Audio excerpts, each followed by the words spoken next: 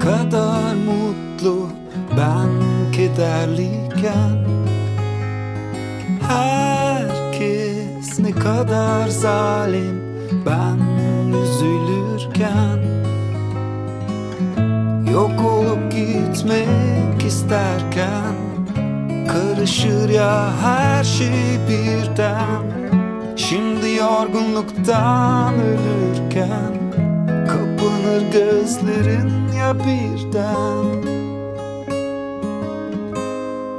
Her şeyi unut, affet gitsin. Herkes seni istediği gibi bilsin. Her şeyi unut, affet gitsin. Herkes seni istediği gibi bilsin. Yeter yeter artık bitsin. Varsın bu son olsun, son olsun, son